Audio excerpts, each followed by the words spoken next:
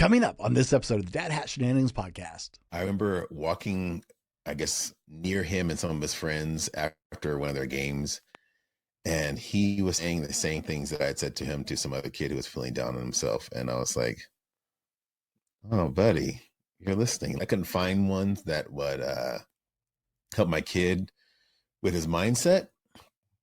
And I really wrote it for him in our small community. And it took off, I think, because it was written not trying to, be some kind of anything else but, support for my kid. I wish everyone could have the chance to have all the fame and stuff that they think they want, so that so they could understand that it's just stuff. It's not, it's like, there's no magic to having these things. When I went to LA the first time, as a 20-year-old kid, I knew absolutely zero people in LA. I knew my cousin, but that was about it. And I went and stayed with him, and that's a whole other story. I couldn't play any instruments, none. I had never written a song. And so I drove out there with like $1,500 in my pocket, total to my name. And because I was not buying into the probabilities and the possibilities or whatever, I was able to make a career out of it. Now that it's easy, it's like now we're cooking with grease, as they say. It's like, this is easy to help them get to wherever they want to go. And it's possible. Again, this kid got $600 million to run and make funny faces on camera. Troy, every dad has that story that just lights them up, that they love to share, kind of tell on themselves and their kids when they're talking about parenting. What is your dad story? One of my most favorite dad stories that lights me up is when I was telling my youngster, really to believe in himself and that he could do the things that he wanted to do. And, oftentimes they look at you like, like you're an alien or something like that. And I remember walking, I guess, near him and some of his friends after one of their games.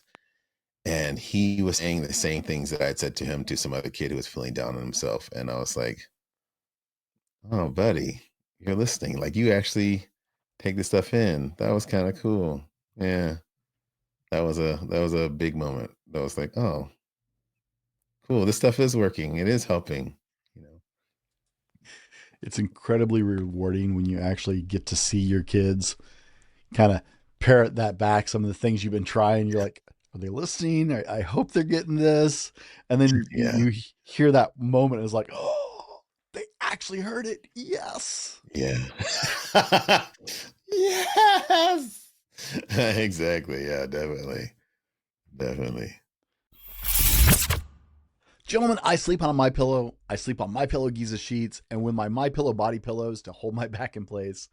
I have my pillow towels. My wife even wears my pillow slippers. I would never recommend a company I don't personally use. We're proud to have Mike Lindell and My Pillow as the sponsors of our show. You can go to mypillow.com, use promo code TFM, super complicated. That's my parent company, The Fallible Man.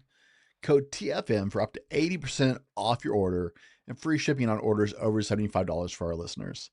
You're working with a great American company that is employee owned, and you're helping keep the show on the air so we can make more episodes just like this one.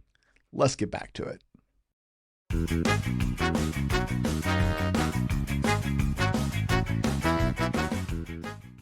Welcome to the Dad Hat Shenanigans podcast, the unfiltered truth about being a dad. Real dads, real stories, unfiltered, candid conversations on fatherhood. I'm your host, Brent Dallin, and my guest today is Troy Horne. Troy, welcome to the Dad Hat Shenanigans podcast.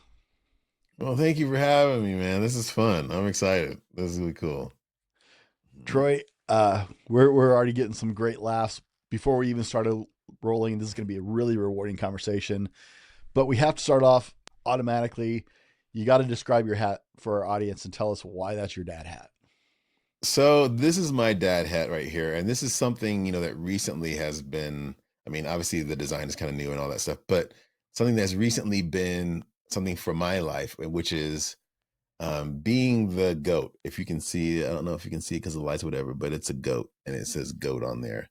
And the reason why I wore this hat is because, and the reason why I love this is because we set so many limits to our own lives. And it's like, if you think about anything you want to do in life, why would you choose or not choose to be the greatest of all time at whatever it is that you want to do? Why would we purposely choose to be less than the greatest? So this is why I wore this one, because I was like, making the choice to be the greatest, go for being the greatest of all times is, you know, something that I want to inspire myself to be, and hopefully my kids and other people too. Yeah. How many kids do you have? Boys, girls, what? I have three. I have two boys and one daughter. So we got the girl at the end there, which was like, yay, get to get that experience. So that was fun. Yeah. Okay. So two and one. 2 and 1. Yeah. So give us a little context, because I don't do introductions. Who are you? What do you do? Yeah. So my name is Troy Horne. I started off this life as a musician. Um, was lucky enough to tour and get record deals and star on Broadway and do television, all that kind of stuff, which is really cool. And then kids came into the picture, and I was like, I can't. One year I was on the road for like 9 months, and I was like, Wow. yeah, I need to do something different because I want to see my kid, So went into kind of being a dad, didn't really know what I wanted to do as far as, what that looked like. Really went full fledged into being a dad and helping other people understand how to navigate the entertainment industry. Started writing books because I couldn't find ones that would help my kid with his mindset. And I really wrote it for him in our small community, and it took off. I think because it was written not trying to, be some kind of anything else but, support for my kid. And I think that it resonated with a lot of parents out in the world. And so that kind of got me into thinking, I really want to do this, as being an author. I really want to be another resource for people who may have a different perspective than what's being allowed out there in the world. So now I write books, which is quite interesting for me to say because that wasn't part of the plan in the beginning. So there you go. It's amazing how frequently the plan gets like totally, here's the plan, and here's what actually. Exactly. Yeah. Life, God, and kids have their own way of throwing in interesting. Trust me, if you had told me 10 years ago, I'd be sitting here in a silly red hat and vest talking to people online. Like, yeah, Yet totally here we not a are, fan, right? doing things. Yeah, man. Yeah, and helping people, which is the biggest part, of it all. So Oh, that's yeah. that's cool. Yeah, I love that absolutely. part. Now, I want to pause for half a second here and take a second to appreciate, as a father, you were in the entertainment industry, you were touring, you were doing movies, television, you were doing like a lot of what people dream about doing those things. Mm, And you went, yeah, but this isn't really working with me being a dad and my dad goals. And you completely changed your life around and went, yeah. no, this is better. So can we take a minute and like just, I know a lot of people, they dream of being super wealthy or super Mm, famous, right? Whether they want to be the next, I don't know, Grant Cardone or right, whoever right, you right. look at, right? Or whether they want to be famous and have their face recognized, right? We all have these Mm, things that we look at and go, that's it, right? That is the right. pinnacle. And you stopped and went, no, I want to be a dad. I want to be Yeah, in my kid's life, yeah. right? Can you spend just a minute and share that with us? That realization of, this is my priority.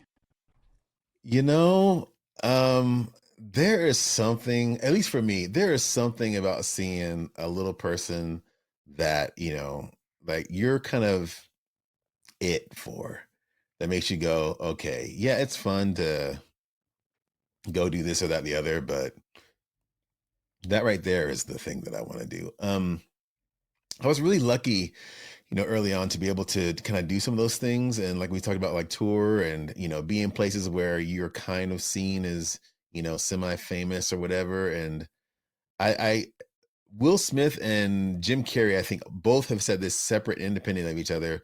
And they're like, I wish everyone could have the chance to have all the fame and stuff that they think they want, so that so they could understand that it's just stuff. It's not, it's like there's no magic to having these things. And I was really blessed, early to kind of see glimpses of that, not being able to go downstairs because there might be, someone, a fan or someone downstairs, or being around people who couldn't go to the Ralph's. I'm friends with a lot of people who are like, I'd be like, well, hey, let's go to the grocery store. And like, I can't go, dude, I can't go to the grocery store. I mean, you know, it's like to see that and then be like, okay, you know what? It's cool, but life is more than that. And I know it's hard to imagine that, if you haven't experienced it, but I got to experience that. And so when I saw that kid looking at me, I was like, yeah, this is what I got to do. This is important. This is where I want to be. So, Man, that's just, I love to hear it because for me this is an opportunity, right? I I have that as a core belief. I believe that being a dad is in the top two priorities of my world, right? Being a husband, being a father. Those are my two biggest priorities in my life. yeah, And I have the privilege that I get to talk to people like you who have come from all different walks of life, right? I've talked to some multi, large $1 million yeah, entrepreneurs I've had on the show who have these booming empires and yeah, money is never a thought for yeah, them, right? And a lot of people never get there. And we always, all of us who aren't there go, oh, that's the thing, right? yeah, yeah, yeah. But I love talking to people who have gone to those places that most of us don't and go, I looked around and I don't think that's it. But we're told that it is. We're told that Right. all these things are, and I even have that conversation with my kids, because they only know me as dad. They don't know me as doing any of the other stuff. And I go, when you get those things, and you'll will on some level, Hmm. you'll get it. It's like there are more important things than the things, and so yeah. I heard Alan Richardson, I think I said his last name right, from Jack Reacher on a Ah, podcast. And he was talking about, finally getting to that A-list actor status in Hollywood. He's like, and everybody's trying to get there. And you get there, and it's like you get to the top of the mountains and you can see over the clouds and you realize there's just more mountains. No one told you about all the work it takes to stay there. yeah. You still have mountains to climb after that peak. He's like, there wasn't a, I arrived. I got to where I thought I had arrived and just realized there's a whole lot more work ahead of me. Yes. Yeah. Yeah. Exactly. And then you go, well, wait a minute. I mean, do I really want to climb those other mountains, or am I cool with the mountain I'm on? Yeah. Right? Is that Yeah. other peak any better than this one? I'm not. So Maybe, but maybe not. Do I really want to find out? Mm, yeah, maybe. exactly. Right. What is Yeah. the cost? I was just talking Yeah. about that on another show. Is like, what is the cost? Like everything looks greener on the other side until you start having to actually pay the cost out of pocket, and you realize that's not just financially. There's other things you're giving up. There's other things that it costs you, and it's like, does that Yeah. actually? Yeah. There are lots. Yeah. That's the thing. It's like, when we were touring, everyone's like, "Oh my gosh, you're so lucky! You get to go to this country." You get to go. I'm like, "Okay, let me break it down. What really happens on tour? You get in a plane, or you get in a bus, or you get in a whatever shuttle, or whatever. You drive to your hotel. You go to sleep because you're exhausted because you've been in a car, a bus, or a plane all day, and then you get up and you go to the performance. You don't go touring. You don't go see the sights. You don't do whatever. You get on stage. You do your show, then you go back home and go to sleep and you do it all over again. So it's like, it's not, like you're not there on vacation, you know, you know what I mean? So yeah, that's funny I heard stuff. I heard a couple of the Game of Thrones actors talking about, we'd wrap up shooting and we'd go get on a plane and go to sleep, and we'd wake up in a different country, in a different, because I think they shot in like 7 different countries or something, Yeah. to get the very drastic differences between the Yeah. sets and stuff. And I said, yeah, we'd wrap up 18 hard days of shooting and climb onto a plane and pass out and wake up in another country in a different time zone for another 23 days of hard shooting in horribly cold weather. And it's like, Yep. yeah, that sounds like a good time. But it looks great when from when you don't know that. It's like yeah, so yeah, Yeah, absolutely. standing on the red carpet and taking photos. Yes. It's like everything looks good. It's like, you did a lot of work That's to get great. there. Definitely, definitely. Yeah, Thank man. you, thank you for sharing that insight with us. Because, like I said, we all have that grass is greener mentality. It doesn't matter what you do for a living. You Mm, have that grass is greener mentality. It's like, yes. but it's not Yeah. always. Yeah. No, no. It's but the beautiful thing is again, I won't say it's like all horrible. The beautiful thing is you get to do what you love. So I mean, that is beautiful. You do get to act, you get to sing, you get to perform. So it's like it's not all horrible, but it's like, there's work to this. Yeah. There's work. Troy, what is your favorite thing about being a dad? My favorite thing, my favorite thing about being a dad is being able to give some of the things that I wish I would have had. Now, I will say sometimes they receive them, sometimes they don't.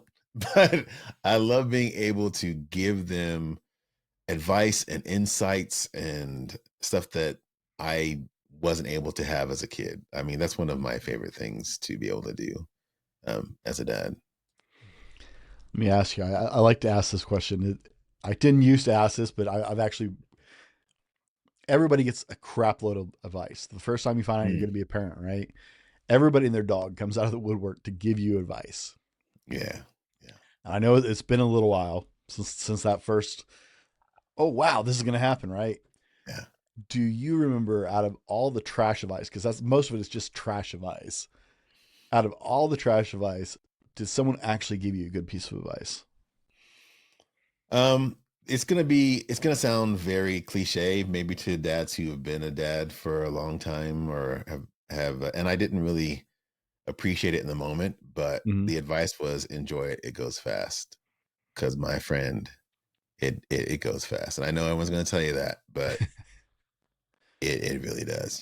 I mean, I still see the 4 or 5 year old, and one of them is 20 years old, and about so I'm like, it goes fast. Yeah. So please, take a moment to enjoy the journey because eventually they move on and go do their life, and you get to be a small part of it, but not as much as you were when they were living in your house. So it goes fast was the big piece of advice I I got that I really appreciate. It may sound cliche because I think all of us were told that, but my kids are now 11 and 13. And like in my head, like every time I look at my oldest daughter, who's almost 14, I Yeah. still see this little girl in my arm that was, yay big. Yeah. Uh, and I cannot believe that we're into her teen years already, right? It's just like, Yeah. wait, when did that happen? Yeah. Yeah. My youngest just moved to youth group. She got old enough at 11 to start going to youth group with her older sister at church. And that first night taking her to youth group, I was like, but there. It was like going to kindergarten. It was like, wait, no, my baby is Yeah. not old enough to do this yet. What do you mean they're both Yeah. teens now? So as cliche as it sounds, and we've all heard it, I think it Yeah. still really doesn't register. I think. Right. Yeah. But the thing is, because life does move fast, and I mean, again, I know you know this, but it's like anyone who out there is a new dad, it's like please mark it in your calendar once a month or whatever to take time to just sit there and be with them and look at them. No, like nothing to do. We're just sitting and talking and looking at each other because yeah, those moments are amazing. So It's one of my hopefully that was favorite helpful. things on my calendar. I have daddy daughter date night every week on my calendar Nice. on a 1 day a week, because when I started my business, it's like, okay, I've known enough business owners. I know I'm going to work more than I ever did working for Right, somebody right, else. Right. right. And I was okay with that, because I'm okay with that working for me. I've got a great work ethic. Yeah. I was raised well in that. I was very blessed in that fact. I was raised with people who gave me a great work ethic. Mm. So that doesn't bother me at all. I've spent a lot of years working 70-hour weeks in the corporate world. So this doesn't even faze me. But it was like, I know I can lose things in the, so it's actually on my calendar, just a hard block from 4 p.m. till they go to bed, one Yeah. night a week, every single week. Yeah. That's their night. I don't answer calls. I don't do anything else. I Right. do what they want to do. We hang out, we watch movies, we go do things, we eat together. Yeah. That's it. There's nothing else. I don't care if I'm not done with a project I need to do for work. Yeah. 4 o'clock comes, it's theirs, period. And Yeah. it's been one of the Yeah. best things I've ever done in my life. Yeah. Yeah. Yeah. It's amazing.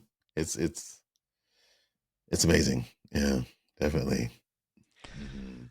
Troy, we we've kind of kicked around a little bit on some of this, and this is why I love talking to dads, because men can universally, like dads anywhere can universally come together about being dads. Yeah. But every dad has that thing that's near and dear to their heart. So today, what do you want to dig into about being a dad? What do I want to dig into about being a dad? I think, for me, it would be letting, not limiting your kids on the things that they want to do as far as their beliefs.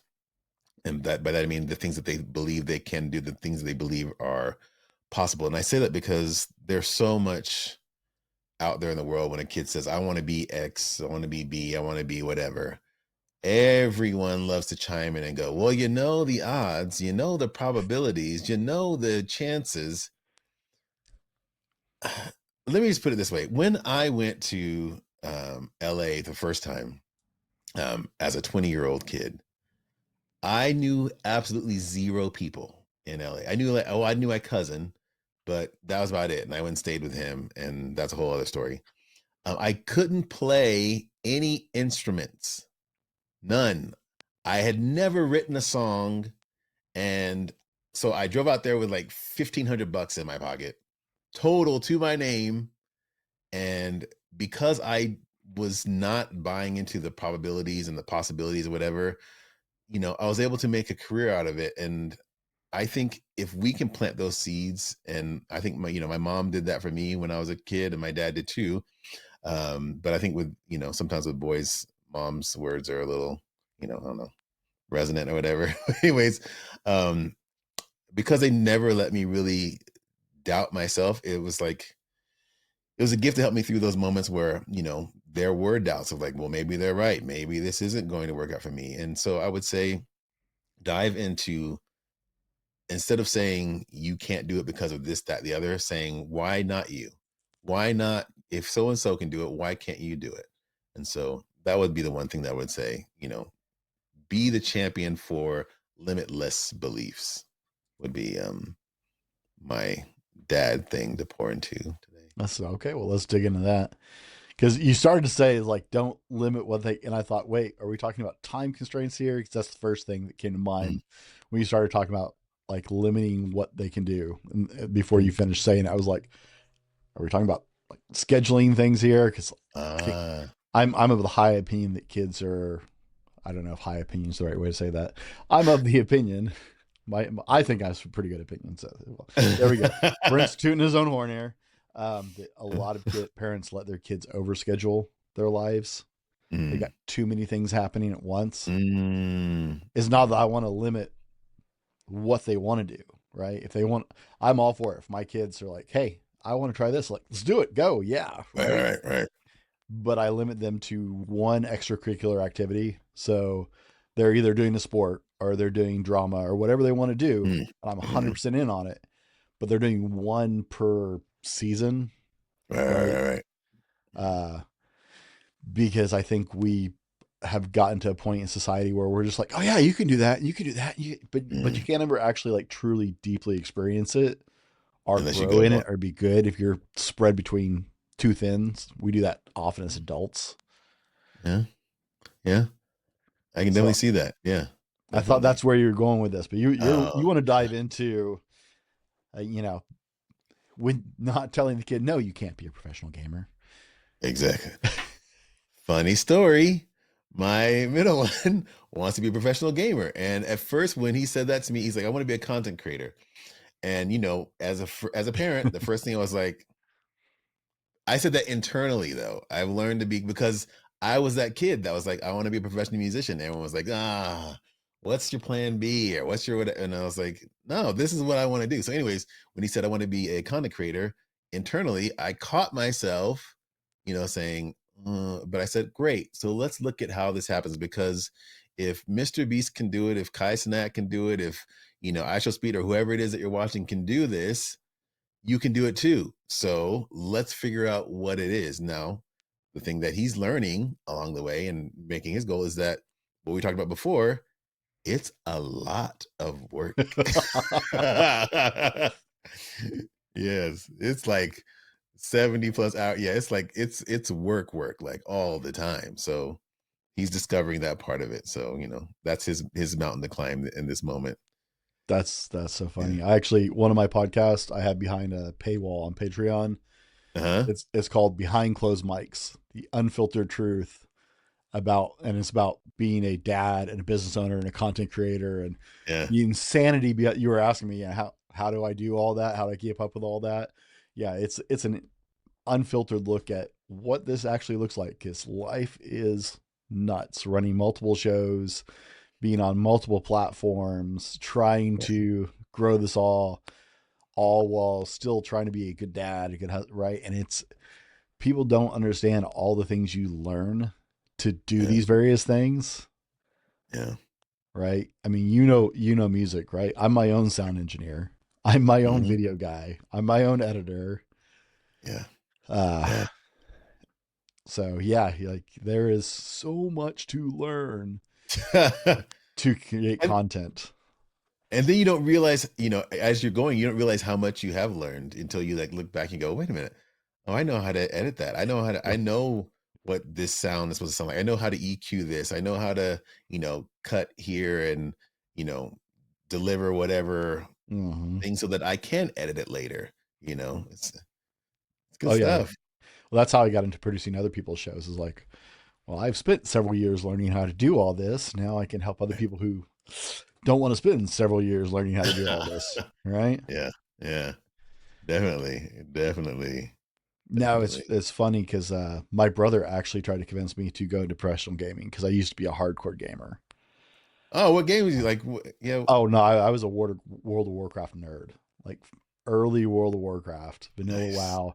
I started, I think, a month and a half into the game and played for the next 8 to 10 years. Um, but like my guild leader used to be one of the guys he streams professionally. Uh, like that's his job. Nice. And so we'd hit like the start of season and it'd be that 24-hour race who can get to 71st at the beginning of a new season of the game and stuff like that. And Yeah. yeah, I was playing at that level, but it was before streaming was a really big thing. It was like it was starting to emerge and there were Right. a lot of people trying it, but there were only a handful of really big. Right. Right. So I played WoW and Diablo, 2 and 3 at a elite level. That's cool, man. That is really cool. I stopped playing WoW after I realized I spent 3 years of my life in game. Like there's a Yeah. command you can type that says /played and tells you how long you've been on character. 3 years of my life on WoW, and it was like that sobering moment for the alcoholic. It's just like drop the bottle. I'm done. Yeah. No. I'm Yeah. not in It control takes. of this. Yeah. Yeah. It takes the time to. Yeah. Definitely. Definitely. But That's great, man. I didn't That's even great. realize, like, my brother's like trying to talk me into, I'm doing this. My brother's like, you should go back to gaming, start streaming again. I was like, what? I thought you wanted me to do something useful in my life. Like, Well, I mean, I think there'd be a lot of people that, I mean, obviously, you know what's best for you. But I mean, there are a lot of people I think would enjoy, seeing someone who is so, who's a master at it, really, if we're being honest. You don't spend that kind of time and that kind of dedication about being a master at something, without becoming a master at it. So, you oh know, yeah. Well, like I said, I played at elite level. yeah. I was one of the first people. Did you ever play WoW? No, but I have a lot of friends who played a lot of WoW back in the day because I was a musician. So, but I remember I a lot was of one guys of the playing it. first people in the world into Ice Crown Citadel, which was the big dungeon for the end of the second expansion, first expansion, second expansion. Yeah, I was one of the first people in the world through the gates. Dude, that's not a small feat, that's like a big deal. Once upon a time, yeah. Still, So hey, it's like, tell your son you can do this. All right, yeah, yeah, you find your game that you're just yeah. obsessed with, right? That you can just absolutely. It's so funny to me that that's actually a possibility because I'm a Gen Right? Xer. It's such a crazy idea that that's actually a possible profession at this point. Yeah, yeah, yeah. It's wild to think that they're like a real profession, like they're doing okay. They're doing great. Oh Like yeah, these kids they're not hurting. I'm like, because in our age, it was like these, kids playing in their rooms or whatever and not coming out, the blind, all that stuff. It's hmm like now these kids are like, they're like celebrities, they're internet celebrities, which right. is amazing. Yeah, it's amazing. So Yeah. how do we as dads? Because right, our first instinct is to protect, protect, protect, Mhm. protect. And so like we hear things like, I want to be a professional gamer, and we're like, pump the brakes. Like I'm Yeah. amazed that you managed to like keep that internal. We're like, Mm.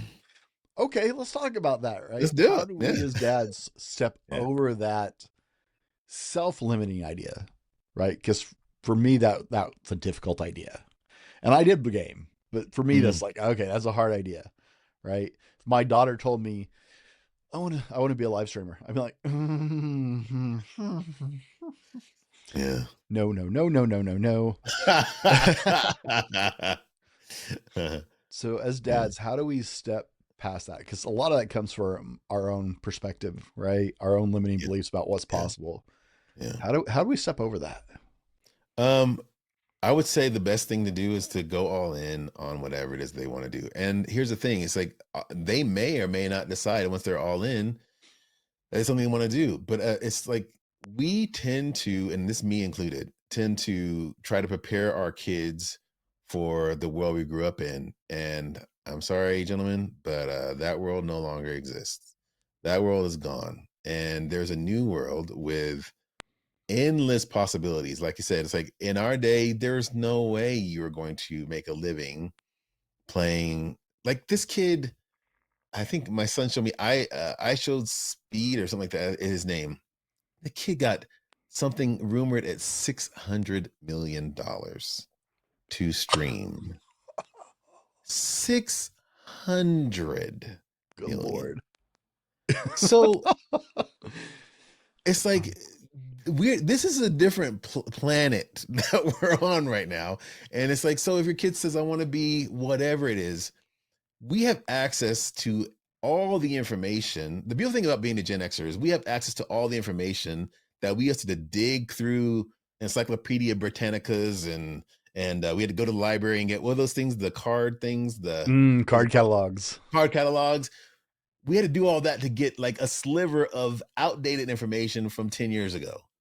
Now we can go on the internet and really do a deep dive into, and obviously there's some stuff out there that's going to be not useful and garbage, but there you can also find the great stuff. And being Gen Xers, we know how to get it the hard way. We know how to dig things out of the mud. So if anything, we're perfectly equipped to help any child or youngster or kid of ours get to where they want to go just because we know how to research and get the stuff the hard way. Now that it's easy, it's like now we're cooking with grease, as they say. It's like this is easy to help them get to wherever they want to go. And it's possible. Again, this kid got $600 million to run and make funny faces on the string on camera.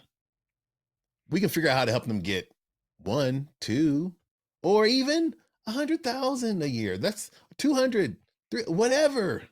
We can figure this out. So I would say, let's prepare them for just go into the idea thinking we're preparing them for the world that is not the world that we remember. I think that's one of the biggest roadblocks for a lot of Mm. men. Even step down in generation, right, to the next group. And I get in trouble, so I have to discuss it. Not millennials. There was a generation that gets skipped over between X and millennials. My wife is part of that generation. She gets really pissed when you call her a millennial. But the Gen Xers and into that next generation before the millennials, and even the beginning of the millennials, right? Yeah. There are so many hard rules that we were taught that no, this is reality. This is what you got to live in the now, or you got to do something practical, or Yes. that goes so counter because, like, this conversation you and I are having. Where are you at? Where are you at right now? I'm Denver. You're in Denver. Okay. Yeah. So I'm in Washington State, right? This conversation wasn't possible 20 years ago, No. No. right? No. Technology is moving in such a crazy speed. It is such a different world, even in the Yeah. last 10 years. Yeah. Yeah. That there's this hard line in our heads as dads like, oh, no, Yeah. that's not a real job. That's not a legit thing. You Right. can't do that. Right. And we're doing it to protect our kids. Yeah. But we're actually not protecting them because the world's totally different. We're actually kind of hindering them because I mean, you and I remember when Skype was a thing. It was like, oh my gosh, this is like the Jetsons. And it's like these kids don't even know what the Jetsons are, probably. So No dating so, ourselves. I right. actually helped work on that team with Skype, but Nice. I used to be Yeah. in the IT industry. So I worked on the Office 365 launch and stuff like that. But yeah, that's the thing, right? I had the original, like, you remember the Motorola Razor, the original flip phone, Yes. right? 1996, I believe, was when that came out. People do not understand. Like, we're only looking at like a 31-year time span from that first modern mobile flip phone that they used Yep. in like Star Trek as a prop Right. Right. to everybody's got an iPhone and there's AI now, and like the speed Yeah. that has enabled possibilities. Yeah. Right. Yeah. We were happy to play. What was that little dinosaur jumping game on the Nokia phones? I That don't was remember what like, it was called, but I remember the game. yeah, we were happy to do that. It's like, yeah, it's come a long way. Definitely come a long way. So how do we empower our kids? Because first we got to get over that hurdle of our own disbelief getting in the way of whatever they want Right, to right. do, right? Because your kid is going to come to you at different times throughout their life with some really absurd things, right? No, you Mhm. can't jump off the roof at 4 years old because I know you put on a cape, but you're not Superman. Yeah, Right, no, okay, right. right. There's that reasonable, but how do we, after we move past our own fears of, no, that's not really even a possibility, and go, okay, let's humor this. How do we empower them as fathers to pursue those things? I think the biggest gift we can give any of them is introducing them to the actual work, because that's the biggest thing I think that gets a lot of people. We fall in love with the fantasy. We fall in love with the idea of what the end goal looks like. It's like all of our kids want to get to where we are right now, not realizing like it took me like 20 years to get here. It's like I know you want to be, doing what I'm doing, but like so I think the short answer is as soon as they say, "Hey, I want to do whatever," obviously take them to go see people maybe doing what they want to do. I took my son to go all the Twitch cons and all that stuff so he can see these people, but then say, okay, so now here's the actual work that goes into getting this. Are you still in love with the process, knowing that this is the work that goes into it? And if so, then hey, we're great. We can do this. But I think we tend to try to hide the work and the hard part from them so they keep the dream. I think the best thing we can do is introduce them as early as possible to what the work actually looks like. It's that classic Ronnie Coleman saying, everybody wants to be big, but nobody wants to lift the hammy weights. Exactly. Right. Yes. I'm a meathead. Sorry. It's Yeah, no, but that's a he's 100% classic accurate. line, Lightweight. right? That man has some great lines, but that one is Yes. just such a reality. It's like, yeah, everybody wants to Yeah. look like that, but Yeah. have no But idea the but pain. hey, if we can fall in love with lifting the heavy weights, Mm, now we're doing something. Yeah. right? It's learning to embrace the. I think embrace the suck has been played over so many times, but I mean, it's But learning it's to embrace the true. pain, right? Yes. Yes. Speaking of the content creator, like Mr. Beast was talking about, he goes, I showed it because I showed this to my son recently. He goes, I was on a plane, like some like 200 and something out of 365 days last year. Mm-hmm. He goes, nobody's going to do that. No one's going to be traveling 200 and something days out of the year to make content, not like to go on vacation, to make content. Mm-hmm. It's like, he goes, that's why I know there's such a huge moat between me and the next person, because they won't. He's like, why wouldn't you stop? Once you got to a certain level, why wouldn't you, say that's good enough? And he goes, that's the difference. And it really is. Yeah. So, Well, and people don't like Mr. Beast is a creator at a whole different interesting level because like he invests millions of dollars into mhm, everything he does. Like he turns right. around and takes all the money he's made. Like he has gone broke multiple times Yeah. because he'll turn around and invest millions of dollars in it's one video Yeah. Yeah. and it will play really well and he'll make it all back and then some. But the amount of people who actually get to that point, the jumping through the hoops, the process, hmm the long nights, I actually love working from home. It's one of my Yeah. favorite things Mhm. because my daughters know I'm in here in my studio at 4 Yeah. a.m. Yeah. My day starts at 4 a.m. I'm in here in my studio at 4 a.m. and I work 12 to 14-hour days every single day, 7 days a week. Yeah. They Yeah. see me in here.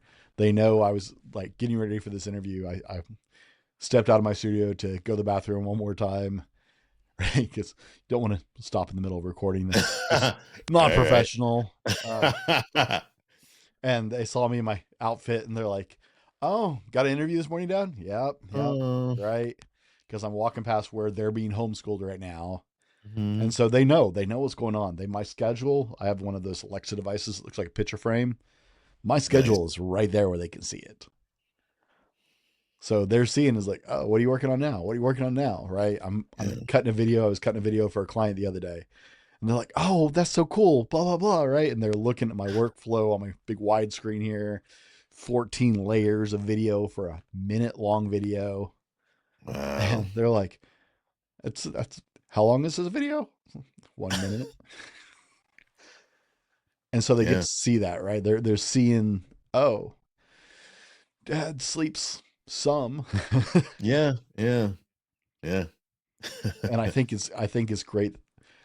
I didn't have the opportunity when I worked in the corporate world for them to Mhm. see, I was at work 10 to 12 hours a day, but they didn't actually see what I did.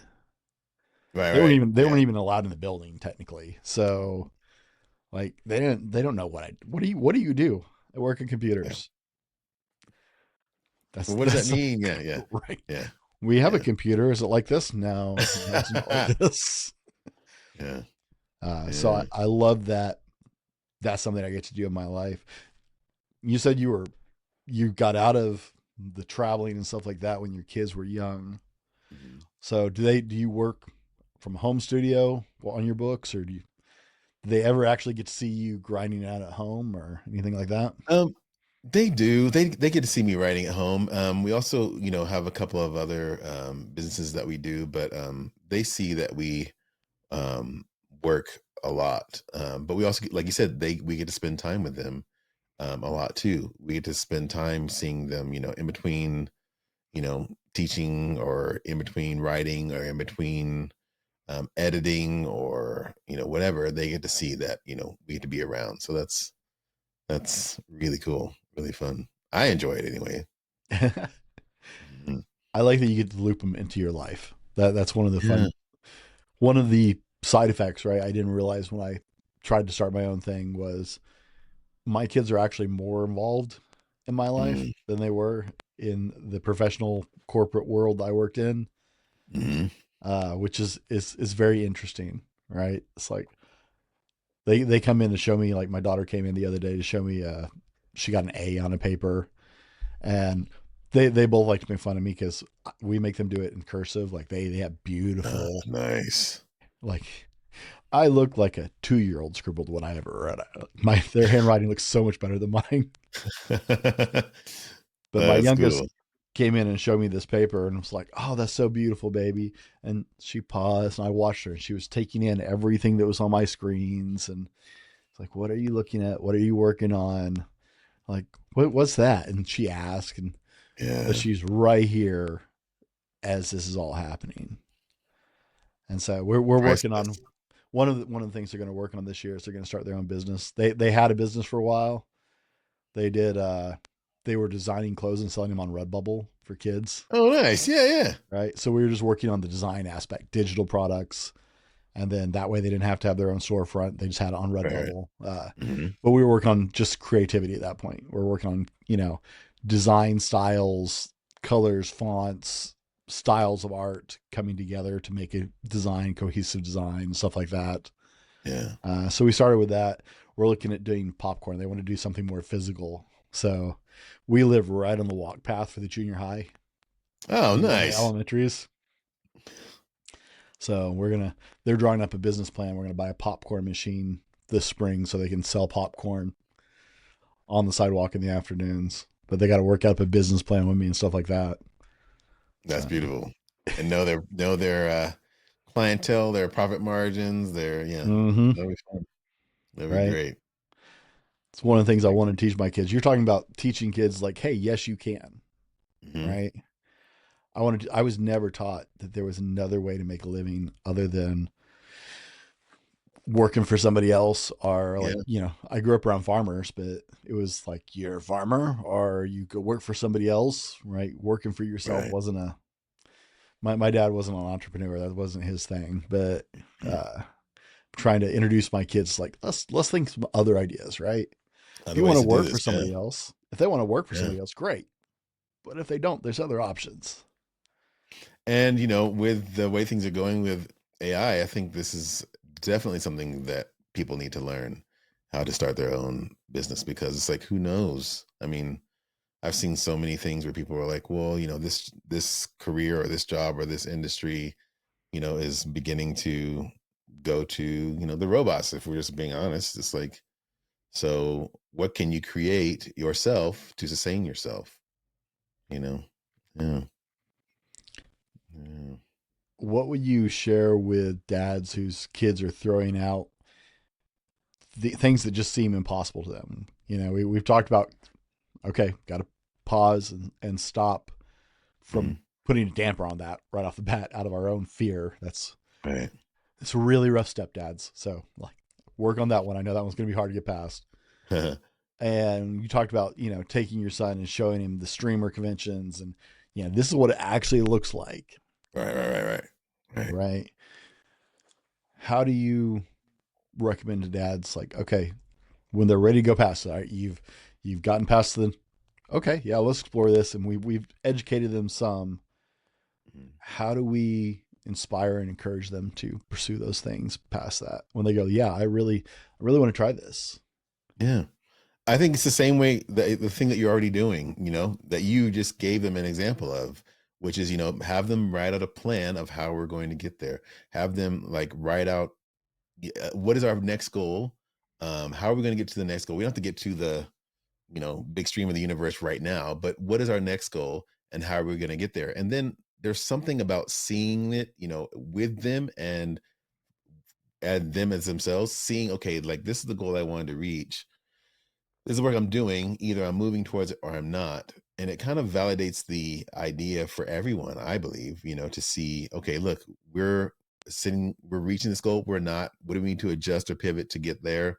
As opposed to it being, just some idea that's floating out there. So I would say write it out and set smaller goals and start moving towards them. Yeah.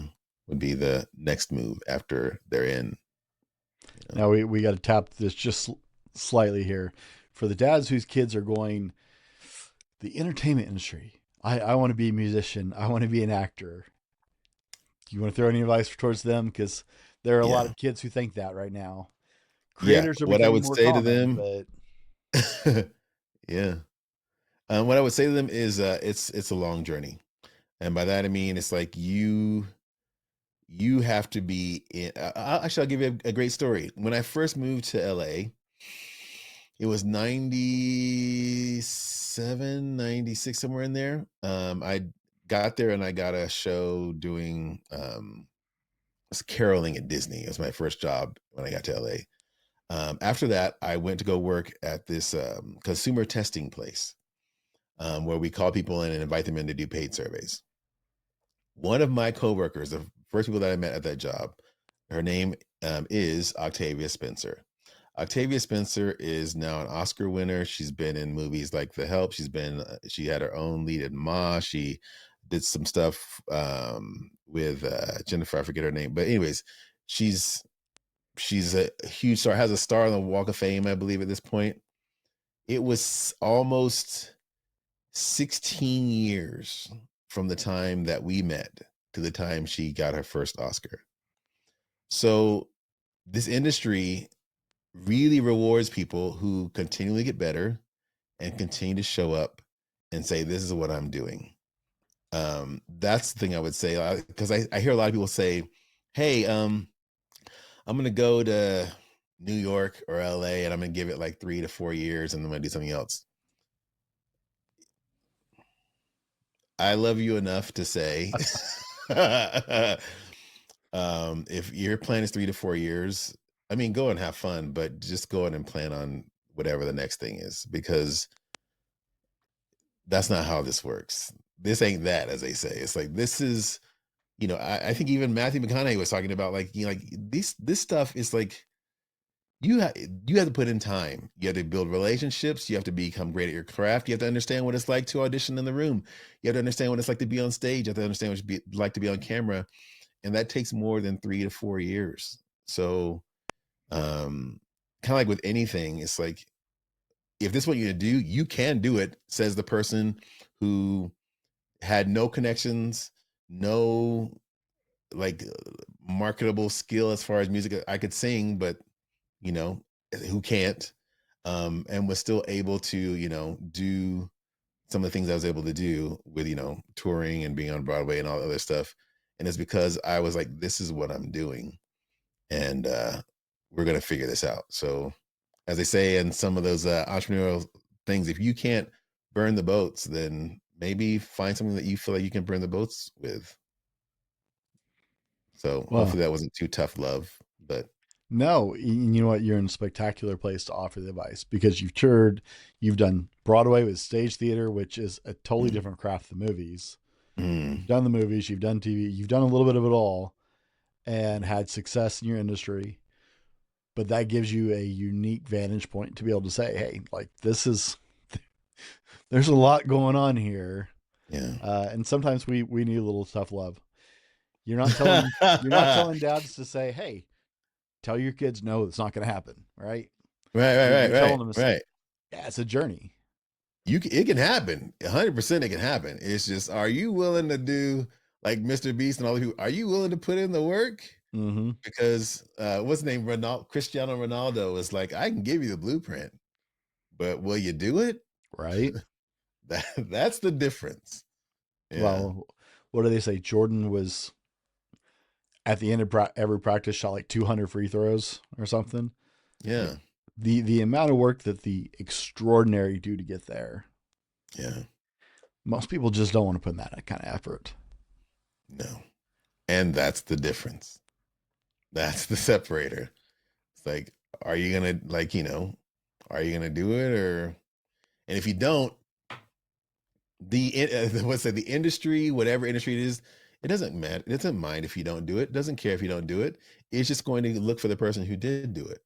It's not personal. It's not vindictive. It's not like, they're not out to get you. It's like who did the work and who can do the job when it's time to do the work.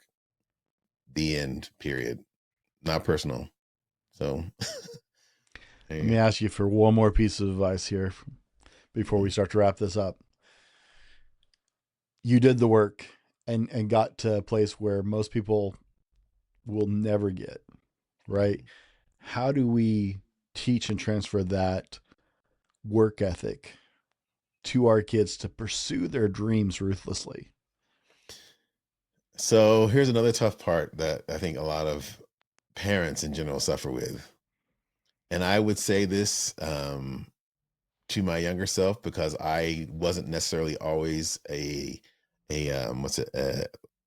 user of this theory, and that is you've got to allow them to fail a lot in the beginning because there is no there is nothing. Actually, it's funny. I was talking to someone about this morning. It's like you have to get tired of losing. You have to get tired of going, oh my gosh, I lost again. Oh my gosh, this person beat me again. This situation didn't work out. And that only happens when you fail. And I think we all have this moment where we're like, you know what? I'm tired of losing. I'm tired of not getting it. I'm tired of denying myself the opportunity. And the beautiful thing about them being kids is what's the worst thing that's gonna happen when they're gonna be sad, they're gonna be upset. They still get to come home. The lights still come on. They still get snacks and meals, and they still get all their clothes. No one's gonna, kick them out of the house or the apartment.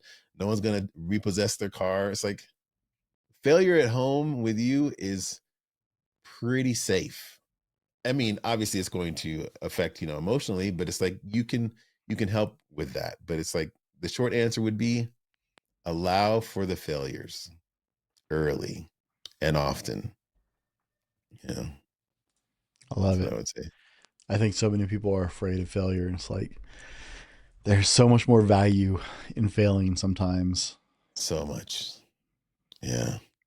So much value in failing. You learn all the things that aren't going to work and you know not to do. I mean, you learn, how to do the things that will. It's there's so much value in failing.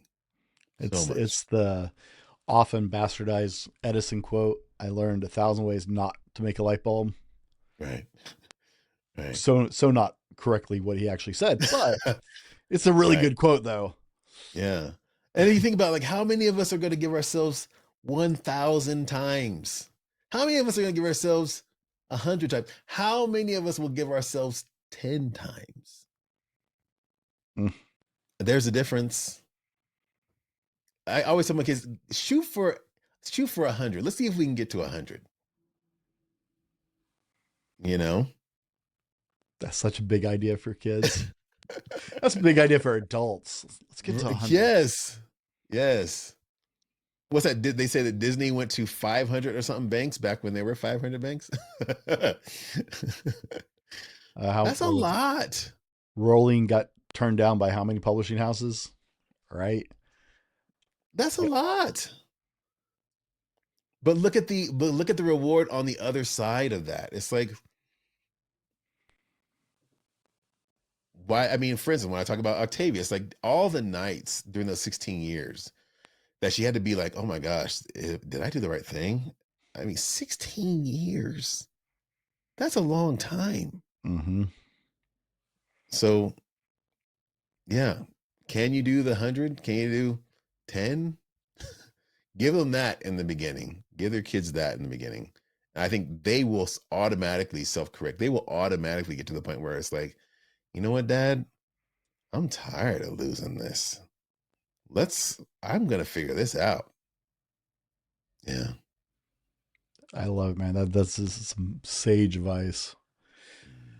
Now let's switch gears because we got to wrap this up. I feel like I could talk to you for several more hours. I really do. This has been fun, man. I'm really enjoying it. This is great. This is great.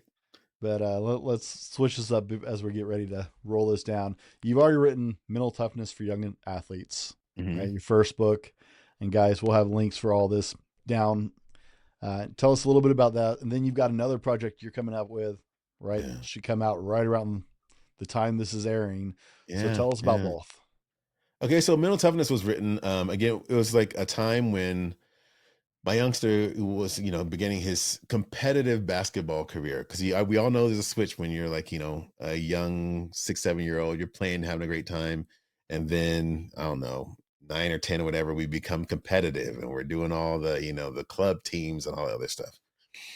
And I noticed that, just full disclosure, some of the adults in the room were kind of stealing the joy from that experience. And I was like, no, we're not doing that. So I was big into self-help and I still am. And so I thought, well, how can I help him work on his mindset to, kind of, because the industry is not going to change. These people aren't going to change any different with in the way that they, respond or act to the athlete. So how can I help him? I couldn't find anything that was really for kids. And so I was like, let's put something together. Let's write it. And I'm going to write it for you so that it can help you. And it ended up, I think, because I wrote it for him and our small community, it ended up resonating with people all over the world. We were really, it's been really great to still, even today, talk with them. It's like we've reached hundreds of thousands of families, through that book. And it's now being licensed all over the world. And I'm just glad that it helps young people or young athletes and parents who are in a similar position that I was back then, help them help their kids. So that's been really cool to do that. The other one was it's called Middle Management. And that one is brand new. And I wrote it because everyone was like, well, can you write a mindset book, for adults, who are looking to kind of do a similar thing to move into a second stage of life or just move into whatever they want to do. And for me, it happened around second stage of life, around 45 or so. I was like, okay, this kid's starting to go do his own stuff. The quick time that they said was going to be fast is actually happening. And he's off getting ready to do his own thing. And what do I want to do? And I found myself kind of struggling with the mindset and whatever, and had to work through it again using tactics and things like that I was teaching him. And I had to kind of change them to apply to my life as an adult. I couldn't find anything out there that was really saying, here's how you do it in your second half of life. Most of the stuff was like, now's the time to retire and wander off the pasture or whatever. I was like, nah, I don't want that to be the message out there. So um, I went through these steps myself and documented them. And so these things worked for me, and I put them in the book to hopefully help other adults who are in that second half of life part or facing that second half stage of life of rediscovery of themselves. So that's called Middle Management. Yeah. Guys, we'll have links for that. Full disclosure, I just bought your first book. Uh, Oh, nice, unsolicited, I just bought the audiobook for my daughter. nice, nice. I'm all about raising mentally resilient kids. Yeah. So I'm excited. I just bought that on Amazon, guys. Full disclosure, he did not ask me to, but after the conversation, yeah, just bought that It's one for fun. my It's fun kids. because Moses is the one that read the audiobooks, because we did that because I wanted there to be a kid's voice on there so that kids could hear it from another youngster. And so it's kind of fun to hear his little young voice on there. So All right, it's guys.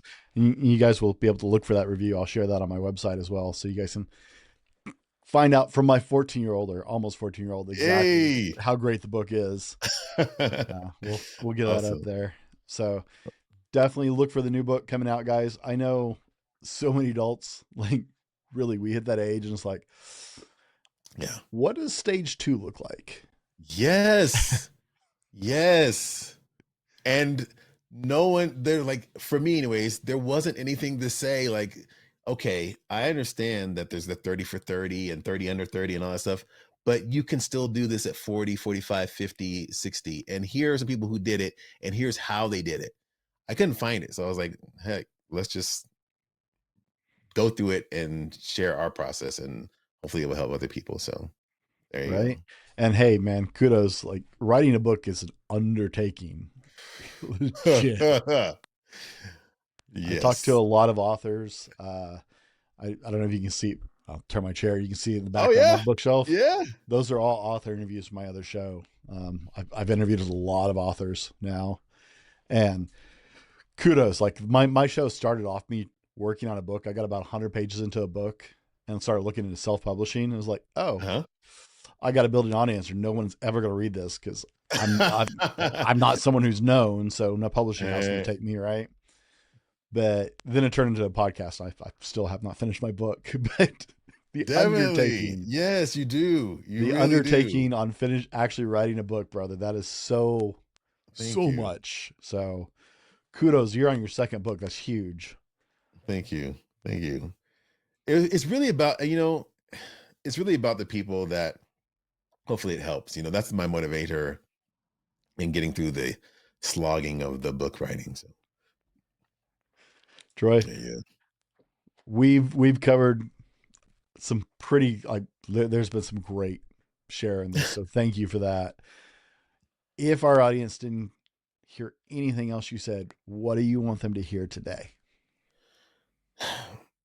If you could make a choice on anything you would want to do, as we bring it back to like the whole thing, why would you not choose to be the greatest of all time? It's like Bonnie Ware has this book called The Top 5 Regrets of the Dying or something like that.